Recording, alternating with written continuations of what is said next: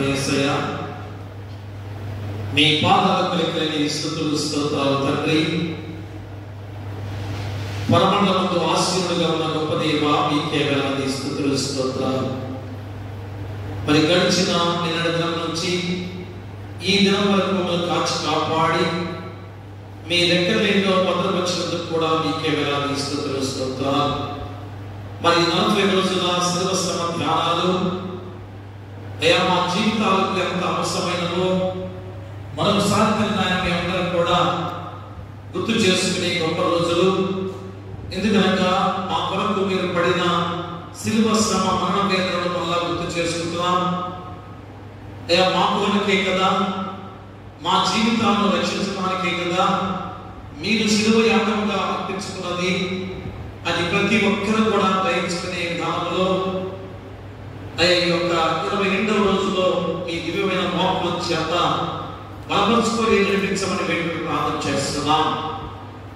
ఎవరు అశ్రద్ధ నిర్లక్ష్యం చేయకుండా ప్రతి మోకాల్ని పాసంలో మోకరిల్లి మీ నామానికి మహిమ ఘనత ప్రభావాలు కలిగించే బిడ్డలుగా ప్రతి ఒక్కరిని నడిపించమని, యావదంతా కూడా మీరే తోడుగా ఉండి నడిపించమని నీ కుమారుడు మా ప్రభువైన యేసుక్రీస్తు ద్వారా వేడుకొంచున్నాము తండ్రి. ఆమేన్.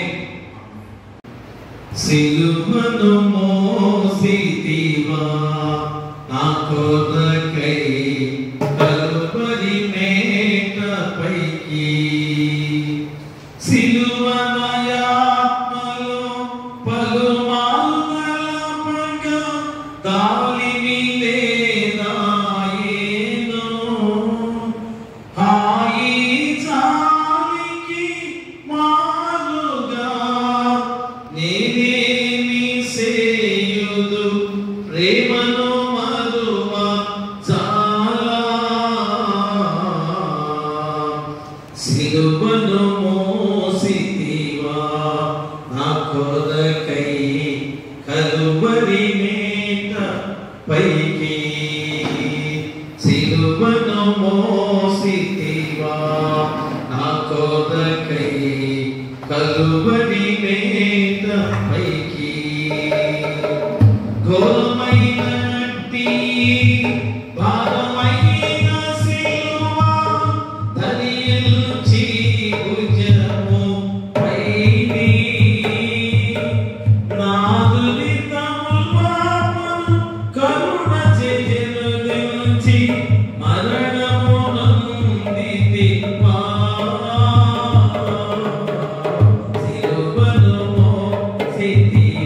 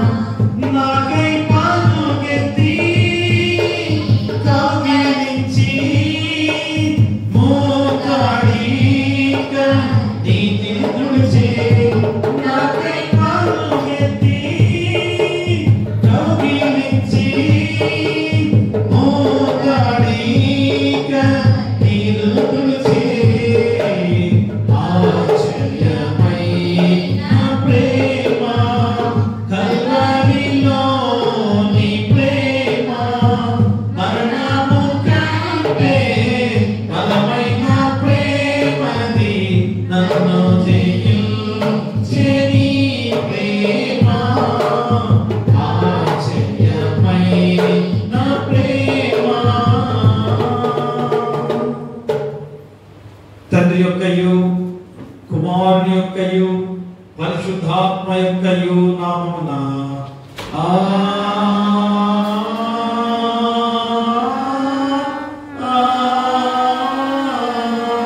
ఆమేన్.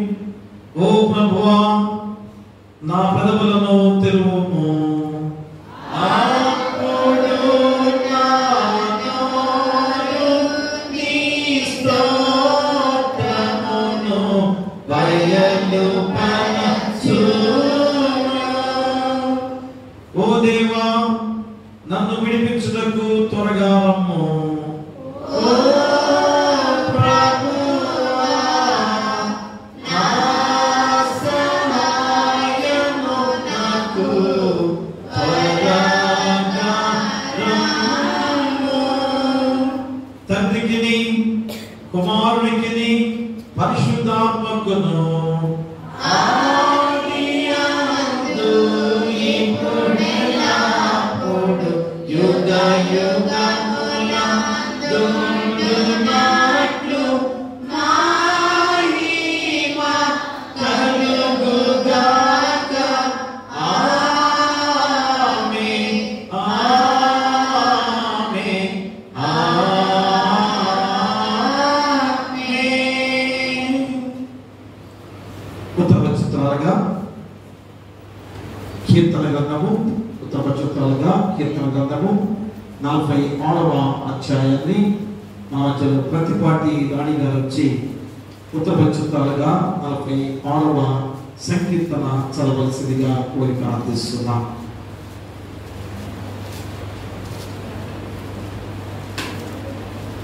రాలేదా?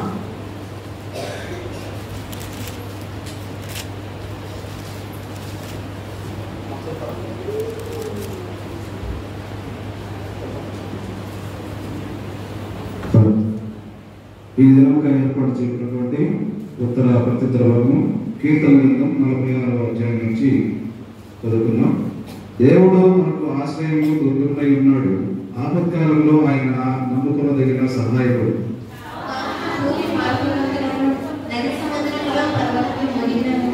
వాటి జనములు ఘోషించు నురుగు కట్టినను, ఆ బొమ్మలకు పర్వతములు కదిలినను మనము భయపడము.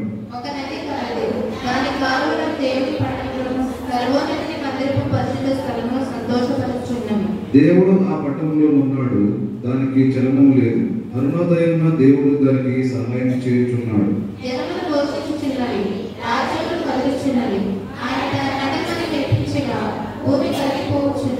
సైన్యములకు అధిపతి యెహోవా మనకు తోడై ఉన్నాడు. యాకోబు యొక్క దేవుడు మనకు ఆశ్రయమై ఉన్నాడు.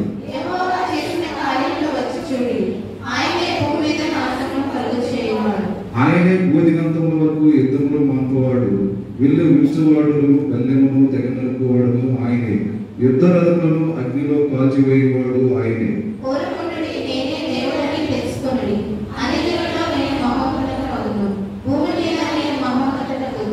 సైన్యములకు అధిపతి యెహోవా మనకు తోడై ఉన్నాడు. యాకోబు యొక్క దేవుడు మనకు ఆశ్రయమై ఉన్నాడు. తండ్రికి కుమారునికి పరిశుద్ధాత్మకు ఆదియందు ఇప్పుడు ఎల్లప్పుడూ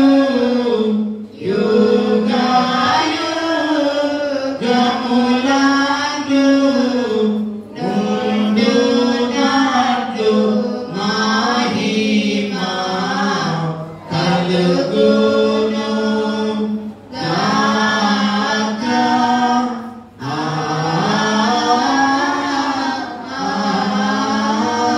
ఆమేన్. వాక్య ప్రకటనగా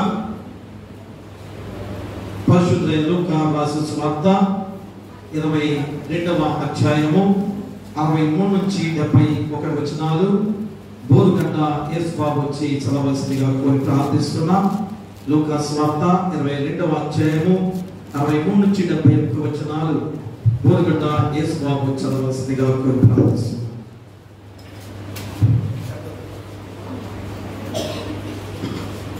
లూకాసు వార్త 22వ అధ్యాయం 63 నుంచి 71 వచనాలు. యేసును పట్టుకునే మనుషులు ఆయన అపహసించి కొట్టి ఆయన ముఖం కప్పి, నేను కొట్టిన వాడు ఎవడో పడుతుందని ఆయనను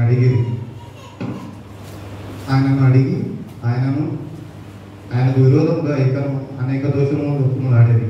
ఉదయం కాగానే ప్రజలు పెద్దలను, ప్రధాన యాజకులను, శాస్త్రులను సభకూడి ఆయనను తమ మహాసభలోని తీసుకుని పోయింది. నీవు క్రీస్తు అయితే మాతో చెప్పమని అనేది.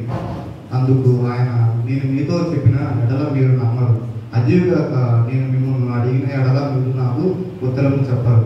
ఇది మొదలుకొని మనిషి కుమారుడు మహాత్ముల దేవుని కుడి పార్శ్వమున ఆశీనుడని వానితో చెప్పారు.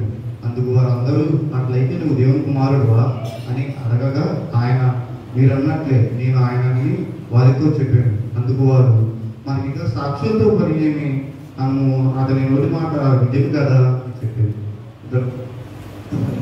ఓ ప్రభువా మమ్మల్ని కనికరింపు. దేవునికి స్తోత్రము కలుగును గాక. వాక్య ధ్యానానికి ముందుగా మా మధ్యలో పెద్దవారు ఎవరంటే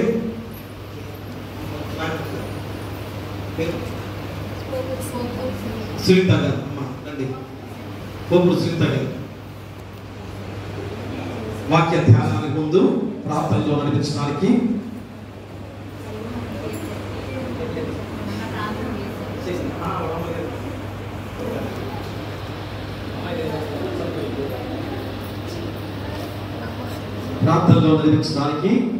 మీరు సునీత గారు వచ్చి ప్రార్థనలో నడిపించవలసిందిగా కోరి ప్రార్థిస్తున్నాం. మహాపరిశుద్ధుడా,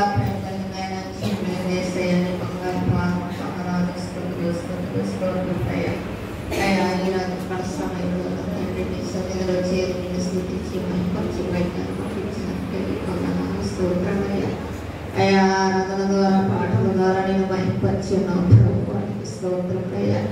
అయా వాక్యంలో పీడించండగా తండ్రి నీ బిడ్డని నిలబెట్టుకొని ఆయన నోటికి బోరగా ఉండి అయా మరుగుపరిచిన వాక్యాన్ని బయలుపరిచి తండ్రి ఆ వాక్యానుసారం మా హృదయం ఫలింప చేయమని, అయా వాక్యానుసారం జీవించే భాగ్యం మా అందరికీ కూడా దయచేయమని, అయా మా సంఘ కాపరిగాన్ని దీవించి, భాషను దీవించి, కుటుంబాన్ని దీవించి తండ్రి ఎక్కడ చేరిన ప్రతి ఒక్క బిడ్డను కూడా ప్రభువా నీ హస్తాల కింద దాసి అయా నా తండ్రి ఎరగలిగిన సేవని గ్రహించగల మనసును మా అందరికీ కూడా దయచేయమని యేసయ్య పరిశుద్ధ నామములో అడిగి వేడుకలు ప్రార్థిస్తున్నాం తండ్రి.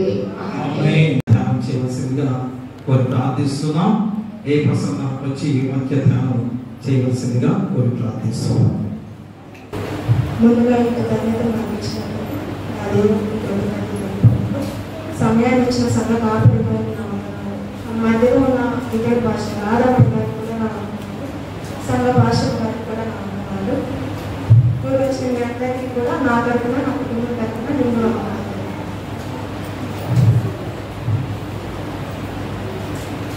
22వ రోజులకు ఏర్పాటు చేయబడ్డ అంశము క్రీస్తు వైపే చెప్పు.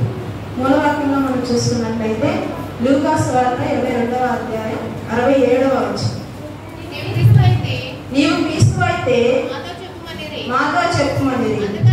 అందుకు ఆయన, నేను మీతో చెప్పిన ఎడల మీరు నమ్మరు. ఇదే వాక్య భాగాన్ని మనం మత్తయి సువార్త 26వ అధ్యాయం 63లోను, మార్కు సువార్త 14వ అధ్యాయం 61వ వచనంలోను చూస్తూ ఉన్న వారంగా ఉన్నాం. అయితే యేసు ప్రభు వారు అప్పగింపబడిన రాత్రి, ఆ సమయం నా ప్రధాన యాజకుడుగా ఉన్నది ఎవరండి? కయప. అన్న కయపాలు ప్రభు వారిని తీసుకొచ్చి సంఖ్యలతో బంధించి విచారణ చేస్తున్నట్టుగా మనం చూస్తున్నాం. అయితే అన్న కయపాలకు మొదటి నుంచి కూడా ప్రభు వారి మీద ద్వేషంతోనూ కోపంతో ఉన్నట్టుగా మనం చూస్తున్నాం. ఎందుకంటే యేసు ప్రభు వారు అంటే అన్న కయపాలకు అంతటి కోపం నిన్న శుక్రవారం వాక్యంలో మనం విన్నాం. మత్తయి సువార్త 21వ అధ్యాయం 12వ వచనంలో చెప్పారు.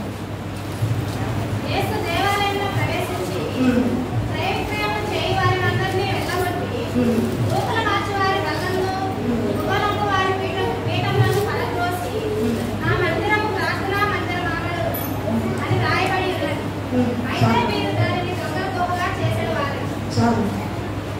ఎందుకండి అంత కోపం? వారి వ్యాపారాన్ని యేసు ప్రభువారు ఆపినందుకు గాను, క్రయ విక్రయములు చేసేవారిని వెళ్ళగొట్టినందుకు గాను ప్రభు వారి మీద కోపంతోనూ ఉన్నట్టుగా మనం చూస్తూ ఉన్నాం. అన్నా కైపలే కాదండి, పరిసయ్యులు, యాజకులు, యూదా మత నాయకులు వీళ్ళందరూ కూడా ప్రభువారు ఎప్పుడు వారికి చిక్కుతాడా, అంటే ఎప్పుడు వారిని మరణానికి పాత్రని చేద్దామని ఎదురు చూసేవారుగా ఉన్నట్టుగా మనం చూస్తూ ఉన్నాం. అయితే ఈ వాక్యాన్ని మనం 2 భాగాలుగా చెప్పుకున్నాము. మొదటిది వచ్చేసి దేవదూషణ చేశాడని నేరము మోపుట. ఇక్కడున్న యూదా మత నాయకులు కానీ, పరిసయ్యులు కానీ, శాస్త్రులు కానీ వీరందరూ కూడా ధర్మశాస్త్రాన్ని, యూదా మత ఆచారాన్ని కట్టుబట్టంగా ఆచరించేవారుగా ఉన్నట్టుగా మనం చూస్తూ ఉన్నాం. అయితే ధర్మశాస్త్రం ప్రకారం విశ్రాంతి దినమున ఏ పని చేయకూడదు అన్నది అక్కడి నిబంధన. మనం మోషే గారికి ఇచ్చిన ఆజ్ఞలో కూడా చూస్తూ ఉన్నాం. విశ్రాంతి దినమున పరిశుద్ధంగా ఆచరించిన జ్ఞాపకం ఉంచుకోమని, ఆ రోజు ఏ పని చేయకూడదు అనేది చూస్తూ ఉన్నాం. కానీ మనం 4 స్వార్థల్లో గమనించినట్లయితే యేసు ప్రభువారు చేసిన అద్భుత కార్యాలన్నీ కూడా ఎక్కువగా విశ్రాంతి దినమున చేసినట్టుగా మనం చూస్తాం. అక్కడున్న వాళ్ళందరూ ఇది నేరం గాను, దేవదూషణ గాను ఎంచుకుంటే యేసు ప్రభువారు ఏం చెప్తున్నారు? మత్తయి సువార్త 12వ అధ్యాయం 12వ వచనం, గొర్రె కంటే మనుషులు ఎంతో శ్రేష్ఠుడు, కాబట్టి విశ్రాంతి దినమున మేలు చేయుట ధర్మమే అని ప్రభువారు చెబుతుంటే, విశ్రాంతి దినమున మేలు చేయుట ధర్మమే అని ప్రభువారు చెబుతుంటే అక్కడున్న వాళ్ళు ఏం చేస్తున్నారంటే అది నేరం గాను, దేవదూషణ గాను యేసు ప్రభువారి మీద మోపాలని చూస్తున్నట్టుగా మనం చూస్తున్నాం. అయితే ఆ రాత్రి సభలో వాళ్ళ ముఖ్య ఉద్దేశం ఏంటంటే యేసు ప్రభువారి మీద నేరం మోపడమే వాళ్ళకు పనిగా ఉందన్నమాట. ఆ నేరం మోపడానికి వాళ్ళు అనేక సాక్ష్యాలను వెతుకుతున్నట్టుగా చూస్తూ ఉన్నాం. యేసును చంపుటకు సహాయపడే సాక్ష్యాలనే వాళ్ళు చూస్తూ ఉన్నారు, కానీ న్యాయాన్ని గుర్తించడానికి కానీ దోషమును పరీక్షించడానికి కానీ వాళ్ళు ఆలోచన చేసినట్టుగా మనం చూడట్లేదు. అయితే వాళ్ళు చివరికి ఏం చేశారంటే అబద్ధ సాక్ష్యం చేత యేసు ప్రభు వారి మీద నేరం మోపాలన్నట్టుగా చూశారన్నమాట. మత్తయి సువార్త 26వ అధ్యాయం 61వ వచనం, మనుషులు వచ్చి వీడు దేవాలయంలో పడగొట్టి 3 దినములలో దాన్ని కట్టగలని చెప్పనడిది. ప్రధాన యాజకుడు లేచి చాలు.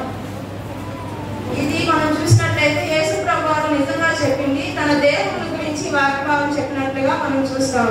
కానీ అక్కడ ఉన్నవారు అబద్ధ సాక్ష్యాలను పెట్టి ఏమని చెప్తున్నారండి? వీడు దేవాలయాన్ని పడగొట్టి 3 దినములలో దాన్ని కట్టగలని చెప్పిన దాన్ని కూడా దారుమారు చేసి చెప్పినట్లుగా మనం చూస్తున్నాం. నిజానికి ప్రభువారు అది చెప్పింది దేవుని గురించి అని లేఖనాలు చెబుతాం. మత్తయి సువార్త 16వ అధ్యాయం 21వ వచనం, అప్పటి నుండి తాను యెరూషలేమునకు వెళ్ళి పెద్దల చేతను, ప్రధాన యాజకుల చేతను, శాస్త్రుల చేతను అనేక హింసలు పొంది చంపబడి 3వ దినమున లేచుట అగత్యమని అయితే ప్రభువారు చెప్పింది తన దేవుని గురించి ఈ వాక్యం చెప్పినట్టుగా మనం చూస్తున్నాం. యూదా మత నాయకులు తనను కూడా చంపుతారని, తిరిగి లేచదనని ప్రభు చెబుతుంటే అక్కడ ఉన్న అబద్ధ సాక్షులు దాన్ని తారుమారు చేసి ఏం చెప్తున్నారండి? దేవదూషణ చేశారు, ఇతను నేరంలోకి పాత్రని చెప్పి ప్రభు వారి మీద నేరం మోపడానికి చూస్తున్నట్టుగా మనం ఇక్కడ గమనిస్తూ ఉన్నాం. అయితే ఇలానే అబద్ధ సాక్ష్యాలు చెప్పబడి అన్యాయంగా తీర్పు తీర్చబడ్డ వాళ్ళు పరిశుద్ధ గ్రంథంలో ఇంకొకరు ఉన్నారండి. ఎవరో తెలుసండి? అపోస్తల కార్యాలు 6వ అధ్యాయం 8వ వచనం,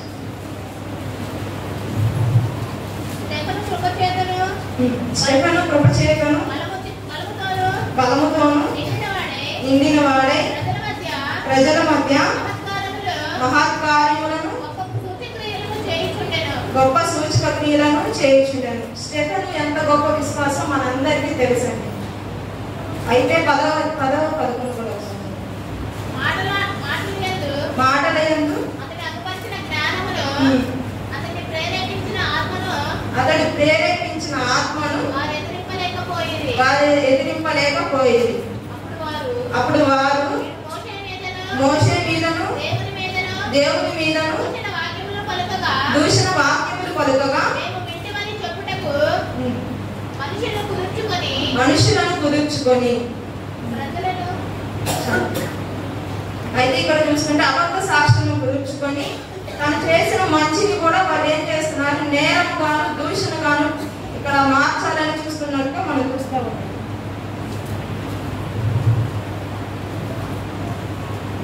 స్టెఫెను ఎంతగా హింసపడి చివరికి ఏమైనాడంటే రాళ్ళతో కూడా కొట్టబడ్డట్టుగా మనం చూస్తాం.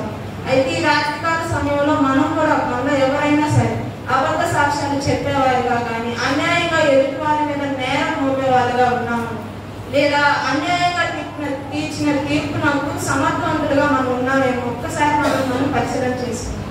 అయితే రెండవదిగా మనం చూస్తే అపరిమిత శక్తివంతులైన క్రీస్తులని చూపుట. ప్రభువారు ఆ రాత్రి అప్పగింపబడిన తర్వాత వారు విచారణ పేరుతో ప్రభువారిని ఎంతగానో హింసించినట్టుగా మనం చూస్తాం. గుద్దుతూ హింసిస్తూ కొడుతూ ఎంతగానో హింసించినట్టుగా మనం చూస్తాం. ప్రభువారిని 71 మంది ప్రధాన యాజకులు ఉండే సభకు వచ్చి వారి ముందు నిలబెట్టారు.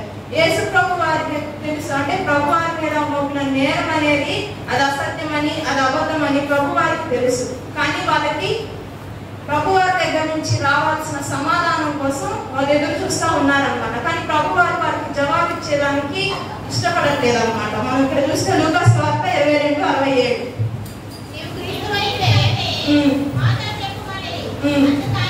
అందుకు ఆయన మీతో చెప్పిన ఎడల మీరు నమ్మరు. మత్తయి సువార్తలో అయితే ఆయన మౌనంగా ఉన్నట్టుగా కూడా మనం చూస్తా ఉన్నాం. వాళ్ళకి జవాబు ఇవ్వడానికి ప్రభు వారు ఇష్టపడినట్టుగా మనం ఇక్కడ చూస్తాము. అయితే వాళ్ళు చివరికి ఏం చేశారంటే వాళ్ళకి కావాల్సిన సాక్ష్యం కోసం, అంటే ప్రభు వారి దగ్గర నుంచి వాళ్ళకి కావాల్సిన సమాధానం కోసం జీవం గల దేవుని పేరున ఆనబెట్టుచున్నామని చెప్పి ప్రభుని మళ్ళీ అడగడం మొదలు పెట్టారు అన్నమాట. మత్తయి సువార్త 26:63.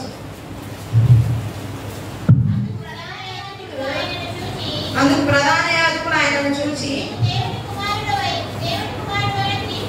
నీవు దేవుని కుమారుడైన క్రీస్తు అయితే ఆ మాట మాతో చెప్పుమని జీవము గల దేవుని తోడని ఆనబెట్టుచున్నానని.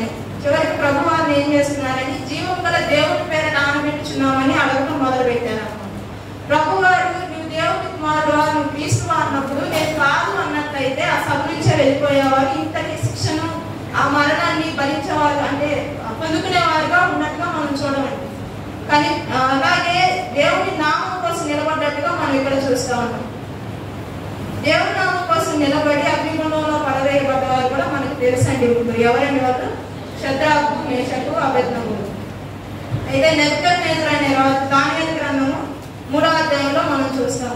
నెబుకద్నెజరు అనే రాజు బంగారంతో ప్రతిమను చేపించి దానికి సాగిలపడమని వాళ్ళ ముగ్గురిని అంటారనమాట. అయితే మనకి మొదటి ఆజ్ఞ తెలుసు కదండి, మోషే గారికి ఇచ్చిన మొదటి ఆజ్ఞ, ఈ దేవుడైన యెహోవాను నేను తప్ప వేరే దేవుడు నీకు ఉండకూడదు, ఏ రూపమును విగ్రహమును చేసుకోకూడదు, వాటికి సాగిలపడకూడదు అని. అక్కడ వాళ్ళు దానికి సాగిల పడ్డట్టయితే అగ్నిగుండం నుంచి తప్పించుకునే వారిగా ఉన్నారేమో, కానీ వాళ్ళు సాగిల పడ్డారండి, పడలేదు. దానియేలు గ్రంథం 3వ అధ్యాయం 15-16.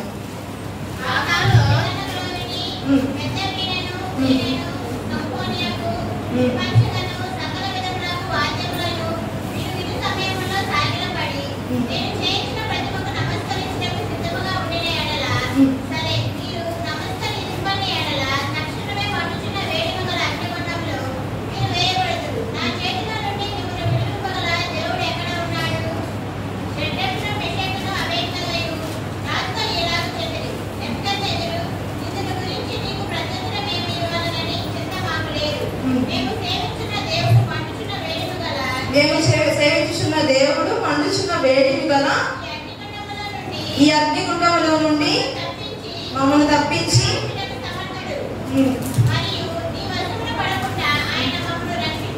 ఆయన మమ్మల్ని రక్షించును. ఒకవేళ ఆయన రక్షింపపోయినను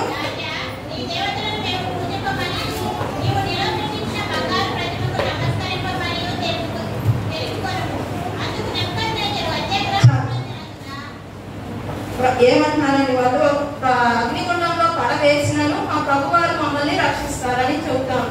ఒకవేళ రక్షింపపోయినను సరే మీ దేవునికి మేము సాగిలపడమని ఎంతో ధైర్యంగా చెప్తున్నట్టుగా మనం చూస్తాము. మన ప్రభు వారు కూడా దేవుని జీవగల దేవుని పేరట ఆనబెట్టుచున్నాం అన్న మాట కోసం నీవన్నట్టే అన్నట్టుగా మనం ఇక్కడ చూస్తూ ఉన్నాము.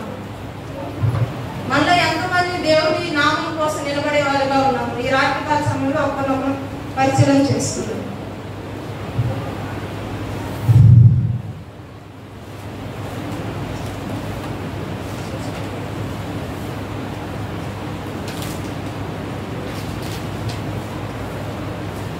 దేవుని నామానికి ఉన్న ఆ బలము, ఆ శక్తి ఎంత గొప్పదో మనం ఇక్కడ చూస్తాము.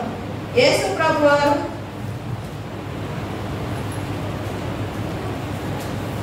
మత్తయి సువార్త 26వ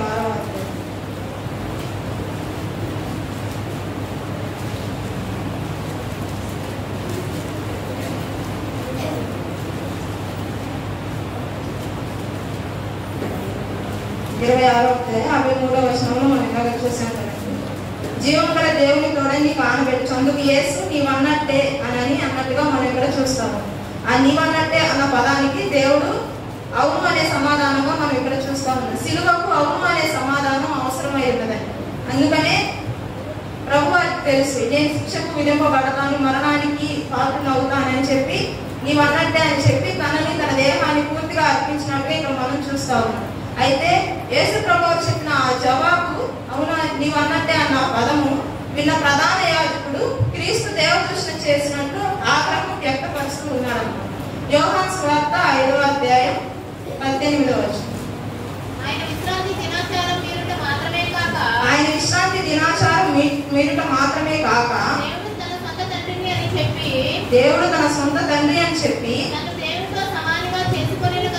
తనని దేవునితో సమానంగా చేసుకుని కనుక నిమిత్తములో యూదులు ఆయనకు చంపవాలని మరి ఎక్కువగా ప్రయత్నము చేసిరి.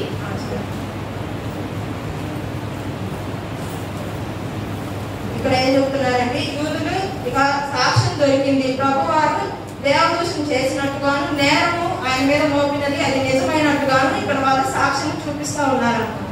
అక్కడ ఉన్న వారందరూ కూడా లూకా సువార్త 22వ అధ్యాయం 71వ వచనం. అందుకు వారు మనకి ఇక సాక్షులతో పని ఏమి, మనం అతని నోటి మాట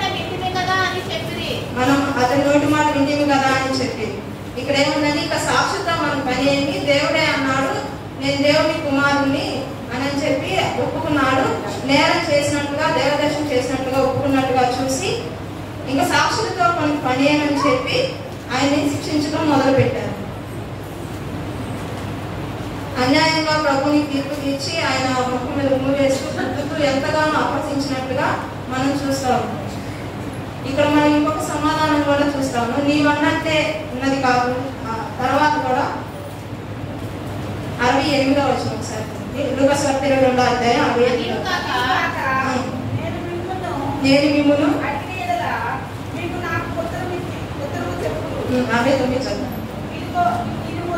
ఇది మొదలుకొని మనిషి కుమారుడు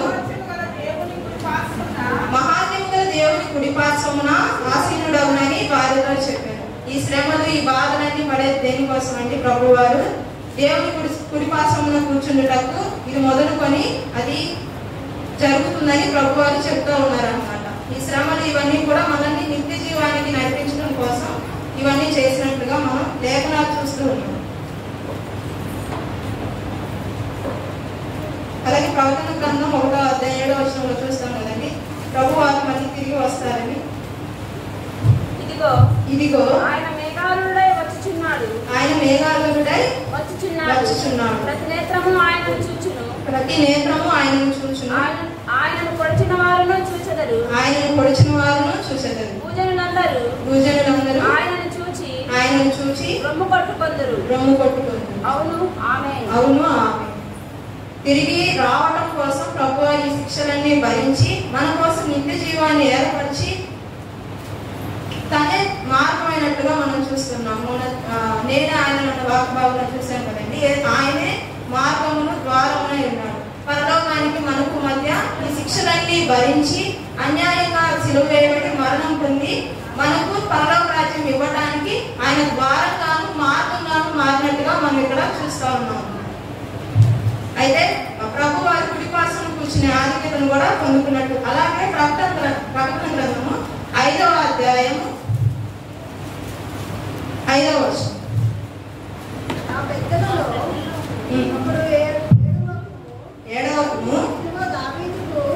ఇదిగో దావీదుకు చిగురైన యూదా గోత్రపు సింహము 7 ముద్రలను తీసి ఆ గ్రంథమును విప్పుటకై జయము పొందనని నాతో చెప్పిన. ఎంతటి గొప్ప ఆధిక్యతను ప్రభువారు తీసుకున్నారు ఇక్కడ మనం చూస్తూ ఉన్నాము. ప్రభువారు ఇన్ని శిక్షలు భరించి అవమానాలు భరించి సిలువలో మరణమయ్యి తిరిగి లేచి ఎంత గొప్పటి ఆధిక్యతను పరలోకంలో పొందుకున్నారో ఇక్కడ మనం చూస్తూ ఉన్నాం. అయితే ఈ లోకంలో మనకు వచ్చే శ్రమలను బాధలను ఇబ్బందులను బట్టి కాకుండా నిత్య జీవనానికి వెళ్ళే మార్గాన్ని మనం ఎంచుకోవాల్సిందిగా ఈ రాత్రికాల సమయంలో గుర్తు చేస్తూ ఉంటాం. అయితే మనం బైబిల్లో చూసినట్లయితే ఎంతో మంది శ్రమలను పొంది ఎన్నో బాధలను పొంది కూడా దేవుని నామం కోసం నిలబడ్డ వాళ్ళు ఎంతో మంది ఉన్నారు. మనకు తెలుసు యోబు గారు ఎంతగా బాధపడ్డారు. ఒక రోజులోనే అన్ని పోగొట్టుకొని ఎంతగా ఏడ్చారో మనందరికీ తెలుసు. ప్రభు ఒకే ఒక మాట అన్నారు, యెహోవా ఇచ్చెను యెహోవా తీసుకుని. దానికి 200 భాగ్యాన్ని యోబు గారు పొందుతున్నట్టుగా మనం చూస్తూ ఉన్నాం. అదే యోసేపు గారు అయిన వాళ్ళ చేత అవమానాలు పడి ఎంతగానో కృంగిపోయి కానీ దేవుని నామమందు నిరీక్షించాడు. అందువల్ల ఎంత గొప్ప ఆధిక్యతను అతను పొందుకున్నాడో మనకందరికీ తెలుసు. అలాగే మోషే గారు ఎంత గొప్ప నాయకుడని 40 సంవత్సరాలు అంతమంది ఇశ్రాయేలు జనాంగాన్ని నడిపించినటువంటి అరణ్యంలో మాట్లా ఎంత గొప్ప నాయకుడండి. హెబ్రీ పత్రిక 11వ అధ్యాయం హెబ్రీ పత్రిక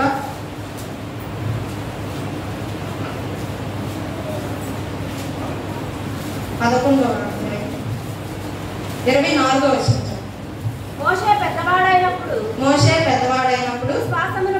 విశ్వాసమును బట్టి ఐగుప్తు ధనము కంటే క్రీస్తు విషయమైన నింద గొప్ప భాగ్యమని ఎంచుకొని అల్పకాల పాప భోగము అనుభవించుట కంటే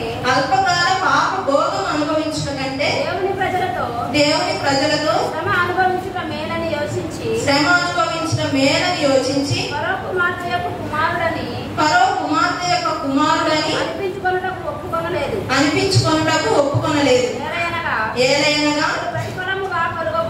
అతడు ప్రతిఫలముగా కలుగబోవు బహుమానమందు దృష్టించండి. ఇక్కడ చూస్తున్నాం మోషే గారు దేని యందు దృష్టించారండి? సుఖభోగాల యందు కాకుండా దేవుని ప్రజలతో ఉండే శ్రమలను అనుభవించడానికి ఇష్టపడ్డట్టుగా మనం చూస్తూ ఉంటాం. అలాగే ఫరో కుమారుడు అన్న పేరును కాకుండా దేవుని యొక్క నాయకుడు లేదా దేవుని సేవకుడు అన్న పేరు పొందుకోవడానికి ఎంతో ఇష్టం చూపించినట్లుగా చూస్తాం. లాస్ట్ ఏదైనా అతను ప్రతిఫలముగా కలగో బహుమానం దృష్టించారు. మనం చివరికి ఏ బహుమానం పొందుకుంటున్నాం అన్నదే ఇక్కడ ముఖ్యంగా ఉంది. అదే యేసు ప్రభువు వారు కూడా పడ్డ శ్రమలను బట్టి ప్రకటన గ్రంథం ఇంట్లో చదువుకున్నాం కండి ఎంత గొప్ప ఆధిక్యతను పొందుకున్నాము. అలాగే ఈ లోక శ్రమలు మనం విశ్వాస ప్రయాణంలో వెళ్ళేటప్పుడు ఎదురయ్యే శ్రమలు కానీ బాధలు కానీ వాటన్నిటిని బట్టి క్రీస్తు అనే ఆ గొప్ప నామాన్ని మనం పట్టుకునే వారిగా ఉన్నామా లేదా విడిచిపెట్టే వారిగా ఉన్నామా ఒక్కసారి మనం పరిశీలన చేస్తున్నాం. ఇలాగే ఎంతో మంది పరిశుద్ధ గ్రంథంలో మనం చాలా మందిని చూస్తూ ఉన్నాం. అలాగే ఈ లోకంలో మనకున్న బాధలు ఇబ్బందులు వీటన్నిటిని విడిచిపెట్టి నిత్య జీవం కొరకు ఆశపడేవారిగా మనందరం ఉండాలని వచ్చే శ్రమలను కానీ విశ్వాస జీవితంలో ఎదురయ్యే బాధలు వాటన్నింటినీ ఎదుర్కొనే వారిగా అంత ధైర్యాన్ని మనకు దేవుడు అనుగ్రహించాలని అలాగే దేవుడు మనల్ని మనతో అనేటట్టుగా అంటే మంచి పోరాటం పోరాడింది అనే మాట మనం అనిపించుకునేటట్లుగా అలాగే మన ముందు నుంచి పడిన పందెములో ఓపికతోనూ ధైర్యంతోనూ పరిగెత్తి గొప్ప బహుమానాన్ని మనందరం పొందుకోవాలని అట్టి కృప దేవుడు మనందరికి అనుగ్రహించాలని కోరుకుంటూ ఈ నా మాటను ముగిస్తున్నాను. క్రీస్తు నామానికి మహిమ కలుగుతాను. ఇంతవరకు ఓపికతో మీ అందరికి వందనాలు. అలాగే సమయాన్ని ఇచ్చిన సంఘ కాపరి గారికి నా తరపున తరపున నా కుటుంబం తరపున నిన్ను వందనాలు. ఇలా తప్పుగా మాట్లాడితే మన్నించండి. చాలా సంతోషకరమైన వాక్యం ద్వారా ఆ క్రీస్తు అయితే చెప్పు. మరి యేసుక్రీస్తు వారు అంత దేవాది దేవుడిగా ఈ లోకానికి మనం రక్షించడానికి వచ్చిన యేసుక్రీస్తు వారిని మరి క్రీస్తు అయితే చెప్పు, క్రీస్తు అయితే చెప్పు అని వారు మరి ఏ రీతిగా మరి ఏంటంటే పాల్పొందుతూ మరి ఎంతగా ఆయన్ని వేధిస్తున్న సమయము. మరి ఆ సమయంలో నువ్వు అన్నట్లే అన్న మాట ఎంత గొప్ప మాట అయినదో ఈరోజు మనం గుర్తు చేసుకోవాలి. ఎందుకంటే నీవు అన్నట్లే అనే మాట అర్థం ఏంటి దానికి అంటే సిలువను బలియాగంగా నేను అర్పించుకోబోతున్నాను, సిలువకు నేను బలియాగముగా అర్పించుకోబోతున్నాను అన్న ఆ గొప్ప భావన దాంట్లో ఉంది. మరి కాదు నేను కాదని అర్థమాడితే ఆ సమయంలో మా ఎంత గొప్ప రక్షణ ప్రణాళిక అయిపోయేది. దేవాది దేవుడు ఎందుకు ఈ లోకానికి వచ్చింది, ఆ గొప్ప ప్రణాళిక ఆగిపోయేది. కాబట్టి ఈరోజు మరి వాళ్ళు చెప్పిన ఆ మాటకి నువ్వు దేవుడి కుమారుడు అయితే మరి చెప్పు అన్న మాటలకి మరి యేసుక్రీస్తు వారు నువ్వు అన్నట్లే అని జవాబిచ్చి మరి ఆ సిలువకు బలియాగంగా పెంచుకొని మనం రక్షించిన దేవుడు. కాబట్టి చక్కటి రిఫరెన్స్ తీసుకొని మరి పాప ప్రసన్న మరి ఎంతో చక్కగా పర్యవేక్షించిన దానము.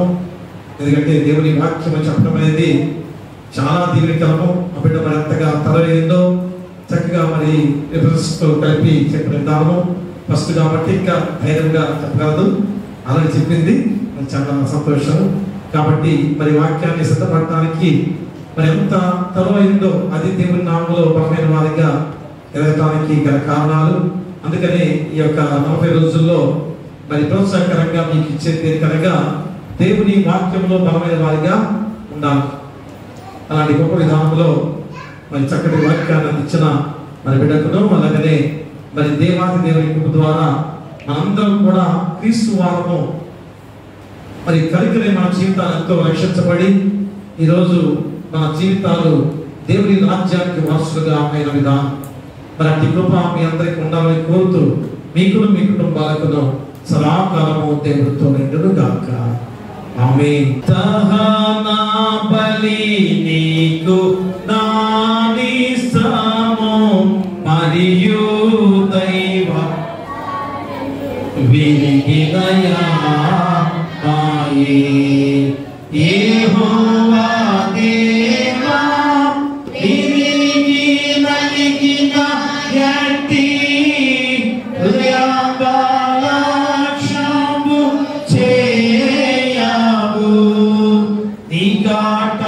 నికటాక్షంబుతో సియోనుకు ఇప్పుడే నెలలు తోడను మేలు సేయుము ప్రకటంబుగాను యెరూషలేమునకు ప్రాకారములను కట్టింపుము అంతటా నీతియుక్తములో బలులు యాగములు సర్వాంగ హోమములు ఎంతో ఇష్టము బలిపీఠము మీద ఎన్నో కోడెల జనులర్పింతురు దహన బలి నీకు నానిష్టము మరియు దైవ పాలలు విరిగినయా మాయే. ప్రార్థిద్దాము. మహాగరుడ మహాపరిశుద్ధ మా మిక్కిలి ప్రియ పరలోకపు తండ్రి, మనకు గొప్ప సమయముగా ఈ పరిశుద్ధ మండల కాల ధ్యానాలలో 22వ రోజులోకి నడిపించినందుకు మీకే వేలాది స్తుతులు స్తోత్రాలు. అయ్యా మనకు గొప్ప అంశం ద్వారా మరి రోజు వాక్యము తెలిపి మాకు గుర్తు చేసిన గొప్ప విధానం. ఎందుకంటే క్రీస్తు అయితే చెప్పు అన్న అంశము మరి ఆయన ఏ రీతిగా మన నాడు అన్న కైపలిద్దరికి కూడా మరి వారు ఎంతో ప్రధాన యాజకులుగా ఉండి కూడా అయా దేవునిలో ఉన్నవారు అనుకుంటూ ఉండి కూడా మరి తప్పుడు సాక్ష్యాలతో మరి యేసుక్రీస్తు వారి లోకానికి లోక రక్షకుడిగా జన్మించి ఉండగా మరి యేసుక్రీస్తు వారిని వారు బంధింపుడు దొంగగా అంతకన్నా గొప్ప విధానంలో భయంకరమైన విధానంలో ఆయన్ని సెకండ్ వేసి తీసుకొచ్చి ఎలాగా అపహసించారో అలాగే ఆయన ముసుగు వేసి ఎలాగా గుద్దారో మరణంతో కొట్టించిన భయంకరమైన విధానాలు మరి ఇందులో అయినా మరి ఆ ప్రధానమైన సభగా సన్నిహితుల సభకు తీసుకెళ్లి మరి అక్కడ ప్రధాన యాజకులతో కలిసి 71 మంది ఆ మతాధికారుల నుండి ఆ సభకు లాక్కొచ్చి మరి వారి ముందు నిలబెట్టి యేసుక్రీస్తు వారిని మోపిన నేరాలు అబద్ధములు అసత్యములను ఎరిగి మరి జవాబు చెప్పలేని విధానములో మరి ఉన్నా కానీ ప్రధాన యాజకుడు అడుగుతున్న విధానము నేను దేవుని కుమారుడు అయిన క్రీస్తు అయితే మాకు చెప్పమని జీవం గల దేవుని పేరుతో ఆనబెట్టుచున్నాను. మరి ఎంత భయంకరమైన విధానం తండ్రి. మరి వాళ్ళ ప్రధాన యాజకుల ఇంటి కూడా అయా మెస్సియా వస్తాడు అని లేఖన భాగాలు తెలియజేసిండగా అయా లోక రక్షకుడైన దేవాది దేవుడిగా యేసుక్రీస్తు వారు చూడగా మరి ఆయన ఎన్నో గొప్ప కార్యాలు చేసి ఉండగా కూడా వీరు ఏ విధమైన అన్యాయపు తీర్పుల ద్వారా అయ్యా వారి అధికార దాహంతో ఉన్న వాళ్ళు కనుక ఆయన తండ్రి ఆయన క్రీస్తు అయితే చెప్పు అని అడుగుతున్నారు. మరి ఆ సందర్భంలో నేను క్రీస్తు కాదు అంటే ఏమయ్యేది? అయ్యా నీవు అన్నట్లే అన్న గొప్ప మాట ఎంత గొప్ప మాటగా ఉన్నదో అది ఏ విధంగా సిలువకు అయ్యా బలియాగంగా అర్పించుకోబోతున్న వాడు నేనే అని చెప్పబడిన గొప్ప మాటే అయ్యా. కాబట్టి ఆయన రోజు ఆ యేసుక్రీస్తు వారు అయ్యా సిలువ యాగం ద్వారా రక్షించడానికి వచ్చిన వాడిగా నేనే అని మరి ఎంతగా భావగర్భితమైన మాటగా శ్రమించుండగా అయ్యా వారు ఆ మాట నేరమైన మాటగా ఎంచి అయ్యా వారు యేసుక్రీస్తు వారిని సిలువ వేద్దాం అనుకున్నారు. కానీ తండ్రి అయ్యా మీరు ముందుగానే ప్రణాళిక ప్రకారంగా వచ్చే సిలువకి యాగంగా అర్పించుకున్నవారు, అందుకనే ధైర్యంగా నువ్వు అన్నట్లే అని ఆయన చెప్పి సిలువకు యాగంగా అర్పించుకొని రక్షించిన దేవాది దేవుడు. మరి అంత గొప్ప కృప ద్వారా ఈ రోజు అయినా మేము కూడా అయా క్రీస్తును ప్రశ్నించే వారిగా ఉన్నామా? అయా దేవుని ప్రశ్నించే వారిగా ఉన్నామా? మరి ఈ రోజైనా కానీ మా క్రియలు మేము చేసే పనులు అయా ప్రతిదీ కూడా క్రీస్తు ఎరిగిన వాడిగా ఉండే గొప్ప విధానమే తండ్రి. అలాంటి జీవితాలే మోక్ష మార్గానికి చేరుకుంటారని కూడా మీరు గుర్తు చేస్తున్నారు. అయా విన్న వాక్యము ఎంత గొప్ప వాక్యముగా మరి రోజు ఏ ప్రసన్న అయా పాప చెప్పిన ఆ గొప్ప వాక్యము ఎంతగా తరో ఈ రోజు ఆయన చక్కటి రిఫరెన్స్లతో అయా క్రీస్తు అయితే చెప్పమని మరి ఆ వాక్యాన్ని ఆ అంశంతో కూడిన వాక్యాన్ని రిఫరెన్స్ ద్వారా శ్రవించిన గొప్ప విధానం అయ్యా. కాబట్టి మరి ఆ చక్కటి వాక్యాన్ని మరి ఇలాగా గ్రహించుకుని వాక్యాన్ని చెప్పిన అయా ప్రసన్న బట్టి మేము ప్రార్థన చేస్తున్నాం. అయా దీవించి బలపరిచి ఎంత గొప్ప చదువుగా చదివిన బిడ్డ మంచి ఉద్యోగాలు వస్తున్నప్పుడు విధంగా మీకు దయచేయండి. వారి తల్లిదండ్రులు దీవించి బలపరచమని వేడుకను ప్రార్థన చేస్తున్నాం. వివిధ వాక్యాన్ని ఫలింపజేసి ఆ వాక్యాన్ని అయా వెలుగుగా చేసుకున్న వెలుగు గృహాల్లో ఆపాదించుకునే బాధ్యత బిడ్డలు దయచేయండి. అయా రాని వారు ఎంతమంది ఉన్నారు, వచ్చిన వారి బట్టి రాని వారిని బట్టి వృద్ధాప్యులు ఉన్నవారు, నడివెచ్చి ఉన్నవారు, ఎవరు ప్రార్థిస్తున్న ఉన్నవారు, చిన్నబిడ్డలు, కుష్ఠరోగులు, అనాథలు, అభాగ్యులు, గర్భిణీ శిశువుల కోసం దయచేయండి. బాలింతరాలు తన బిడ్డలు క్షేమంగా ఉంచండి. పిల్లలు లేని వారి బిడ్డలు దయచేయండి. వివాహాలు కాని వారికి వివాహాలు చేయండి. గృహాలు లేని వారికి గృహాలు ఇవ్వండి. ఉద్యోగాలు లేని వారికి ఉద్యోగాలు దయచేయండి. ఆర్థికంగా ఇబ్బంది పడుతున్న వారికి ఆర్థికంగా సాయం చేయండి. విధవరాల పక్కన వ్యాజ్యం చేస్తూ మీ కృపా బాహుళ్యాన్ని వారికి దయచేయండి. ఇంకనైనా ఎవరైతే తండ్రినైనా అనారోగ్యంతో బాధపడుతూ సంఘంలో కానీ గ్రామంలో కానీ హాస్పిటల్లో కానీ ఉన్నారో మా సంఘంలో ఎంతో మంది అనారోగ్యంతో బాధపడుతున్న వారికి ఉన్నారు. మరి ఏ జబ్బైనా కానీ కాలు గాయాలు, చేతి గాయాలు, వెన్నుపూస గాయాలు, తొడటి విషయంలో మరి ఇంకనైనా గుండె జబ్బులు, థైరాయిడ్ సమస్య, ఐకునైనా చర్మ వ్యాధులు కానీ, ఐకునైనా పక్షవాయుతో ఉన్న వారు కానీ, వేరే వేరే జబ్బులతో బాధపడుతున్న వారు, జ్వరాలతో బాధపడుతున్న వారి బట్టి మేము ప్రార్థన చేస్తున్నాం. యేసు నామములో గద్దించి తండ్రి ఇప్పుడే నీ హస్తాలతో తాకి ముట్టి అయ్యా స్వస్థపరచమని వేడుకొని ప్రార్థన చేస్తున్నాం. ఇంకా కష్టమైన పనులు చేసుకునేవారు కష్టాలు తగ్గ ప్రతిభతో వల్ల తిరిగి క్షేమకరంగా గృహ నడిపించండి. వాహనం వెళ్ళే ప్రతి వారిని కూడా తిరిగి క్షేమకరంగా నడిపించండి. అలాగే వ్యవసాయదారులను, వ్యాపారస్తులను అయా లాభదాయకంగా నడిపించుకొని వారి కుటుంబాన్ని పోషించుకునే బాధ్యత బిడ్డలు దయచేయండి. ఇక పాడి పశువులను పక్షాలను దీవించండి, గొర్రెల కాపులను పశువుల కాపులను దీవించండి. మరి నూతనమైన ఉద్యోగస్తులు దూర ప్రాంతాల్లో ఉన్న ఉద్యోగస్తులని కాపాడి విగ్రహం ద్వారా వారు చేసిన ఉద్యోగాలను ప్రమోషన్తో నడిపించమని వేడు ప్రార్థన చేస్తున్నాం. అలాగే చదువుకునే బిడ్డలు చిన్న బిడ్డలకు కూడా ఎగ్జామ్స్ రాబోతున్నాయి. అలాగే ఇంటర్మీడియట్ ఎగ్జామ్స్ రాస్తుండగా మంచి మార్కులతో విజయం సాధించుకునే బాధ్యత దయచేయండి.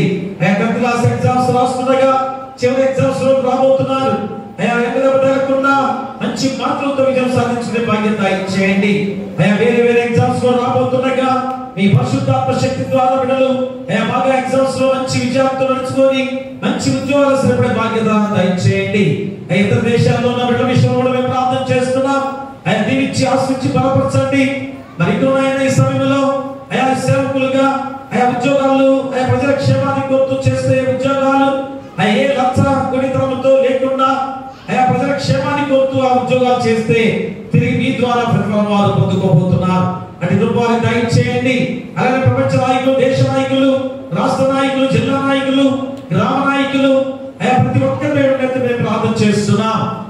రాష్ట్రాన్ని, దేశాన్ని, ప్రపంచాన్ని, జిల్లాని, గ్రామాన్ని శాంతి సమాధానంతో నడిపించి బిడ్డలు మీ కృప ఆశీస్సులను నింపుకోనే గొప్ప బాధ్యతగా మీ పరిశుద్ధాత్మ శక్తిని వారిపై కుమ్మరించండి. మరి సభలో మేము ప్రార్థిస్తున్నాం. వాక్యం చదివిన వారు, సంకీర్తన చదివిన వారు, అలాగే ప్రార్థన చేసే బిడ్డలను దీవించి బలపరచండి. అలాగే మరి ఏ విధంగా మా యొక్క నూతన దేవాలయ విషయంలో మరోసారి మేము ప్రార్థన చేస్తున్నాం. ఖచ్చితంగా దేవాలయ నిర్మాణము ప్రారంభం కావాలి, అది ఏర్పాటు చేసుకోవాలి. బిడ్డలందరూ కూడా ఒకే తాటి మీద ఐకమత్యంతో అందరు సహోదర భావంతో కట్టుకోవాలి. దేవుని ఆలయం అంటే ఎవరి హృదయాల్లో, ఎవరి మనస్సుల్లో ఎలాంటి భావం లేకుండా ఐకమత్యంతో కట్టుకునేదే దేవాలయం తండ్రి. కాబట్టి అందరూ కలిసి ఐకమత్యంతో గొప్ప దేవాలయ నిర్మాణం కొనసాగే బాధ్యత దయచేయండి. మరి ఈ సమయంలో డెలిగేట్ గారిని, సంఘ పెద్దలను, కుల పెద్దలను, ఎఫ్ఎస్సి వారిని సమాధానం దీవించి మిగిలిన సంఘాన్ని అభివృద్ధి చేసే బాధ్యతగా మీ పరిశుద్ధాత్మ శక్తిని కుమ్మరించమని వేడుకలు ప్రార్థన చేస్తున్నాం. అలాగే తండ్రి నాయన మరి యొక్క కూడికలో పాల్గొన్న ప్రతి బిడ్డను పేరు పేరున దీవించి బలపరచమని వేడుకలు ప్రార్థన చేస్తున్నాం. ఇందులో దీక్ష తీసుకున్న బిడ్డలందరూ బట్టి ప్రార్థన చేస్తున్నాం. ఎంత గొప్ప దీవెనకరము ఈ 40 రోజులు అనేది కాదు, కానీ 40 రోజులు నాంది పలికే రోజులు. కాబట్టి ఈ 40 రోజులు మీరు పడిన శిలువ శ్రమ, మరణ వేదన గుర్తు చేసుకొని వారి పాప జీవితాన్ని, రోత జీవితాన్ని తీసివేసుకొని తర్వాత అన్ని రోజుల్లో కూడా జీవించే అన్ని రోజులు కూడా అలాంటి పవిత్రమైన, పరిశుద్ధమైన జీవితాలతో నడిచే బాధ్యత వారికి దయచేయండి. తద్వారా కుటుంబాలు ఎంతగా దీవించబడతాయో, ఆశించబడతాయో వారు చూడబోతున్నారు తండ్రి. అటు కృప వారికి దయచేయండి. మరి సంఘంలో ఎలాంటి శోధన రానియకుండా సంఘం చుట్టూ, గ్రామం చుట్టూ, ప్రతి వారి గృహం చుట్టూ కూడా మీ దేవదూతగా ఉంచమని నీ కుమారుడు మా ప్రభువైన యేసుక్రీస్తు ద్వారా వేడుకొంచున్నాము తండ్రి. ఆమేన్. పరలోకమందున మా తండ్రి, నీ నామం పరిశుద్ధపరచబడును గాక, నీ రాజ్యం వచ్చును గాక, నీ చిత్తం పరలోకమందు నెరవేర్చును, భూమి మీద నెరవేరును గాక. మన ఆహారం నేడు మాకు దయచేయము. మైన అపరాధము చేసిన వారిని మేము క్షమించిన ప్రకారం అపరాధములను క్షమించుము. శోధన తేక దుష్టుడు తప్పించుము. రాజ్యమును, శక్తియు, మహిమయు నిరంతరము నీవై ఉన్నవి. ఆమేన్. మన ప్రభువైన యేసుక్రీస్తు ప్రేమ, మన తండ్రి అయిన దేవుని కృప, పరిశుద్ధాత్మ అన్యోన్య సహవాసము ఈ మండల కాల ధ్యానాలలో 22వ రోజు క్రీస్తు అయితే చెప్పు అని క్రీస్తు వారిని అడుగుతున్న ప్రశ్న మనుషులుగా, మానవులుగా ఎంత దారుణమైన విషయం తండ్రి. కాబట్టి నువ్వు అన్నట్లే ఆ క్రీస్తు కాబట్టి నిన్ను రక్షించిన గొప్ప విధానం, రక్షణ భాగ్యంలో కనిపించింది క్రీస్తు వారే. అందుకని ఆయన ఆ జవాబు ఈ లోకాన్ని రక్షించిన దేవుడుగా నిరూపించిన గొప్ప వాక్యం. విన్న వాక్యాన్ని బట్టి బిడ్డలకును, రాని వారికి, సంఘానికి, గ్రామానికి, రాష్ట్రానికి, దేశానికి, ప్రపంచంలో ప్రతి బిడ్డలకును సదాకాలము తోడైనను గాక. ఆమేన్. కట కట పాప సంకటము బాపుట కింద పడు బాధనుంది నామా, ఎటువంటిది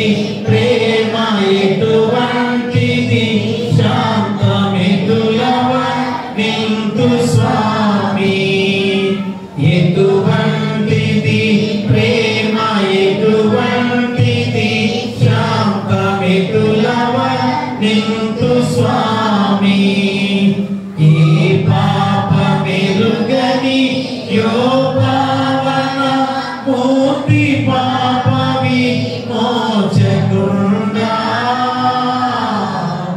నా పాలి దైవమా నా పాపములకు ఈ పాటలు నందినావా